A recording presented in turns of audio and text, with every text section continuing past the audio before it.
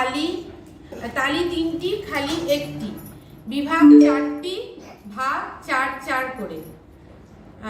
আর তিতাল হচ্ছে ধা, ধিন, ধিন, ধা, ধা, ধিন, ধিন, ধা, না, তিন, তিন, না, তে তে, ধিন, ধিন, ধা, ধা।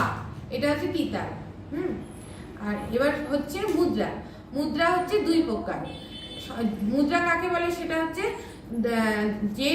যে কোনো জিনিস আমরা মুখের মাধ্যমে না, হাতের মাধ্যমে আর আঙুলের মাধ্যমে যেগুলো প্রকাশ করা হয়, কোনো কিছু বোঝানো হয়, তাকেই হচ্ছে মুদ্রা বলে।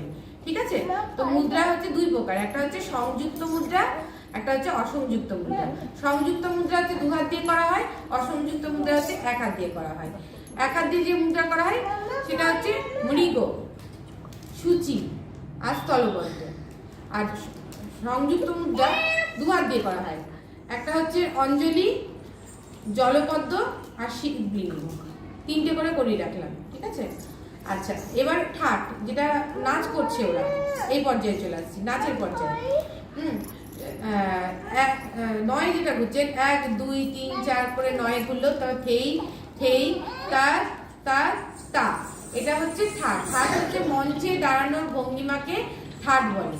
আর সেলামি হচ্ছে তার, তার, তা, থেই, থেই, তার, আ, থেই, থেই, তার, তার, তার, তা।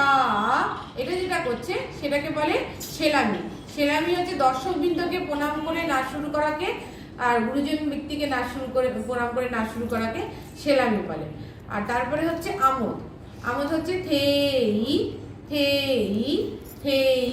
আমোদ হচ্ছে আহ্লাদ করা, মানে আমি নাচবো কি নাচবো না, মানে এটা একটা নিজেকে মানে নিজের ঘ্যাম আনা, নিজের যেহেতু ওরা এটা বলতে পারবে না, এটাকে আহ্লাদ করা বলে। তো এটা হচ্ছে আমোদ। তারপরে আসছে বল। এবার বল শুরু হচ্ছে। বলের ছোট্ট অংশকে বলে টুকরা, যেটা আমরা করছি তা থেই তাতা থেই, আ থেই আতা থেই, তা থেই তাতা থেই, আ থেই আতা থেই, থেই, থেই, থেই, তা তা, তা তা তা, ধা। এটা হচ্ছে টুকরা। বলের ছোট্ট অংশকে টুকরা বলে।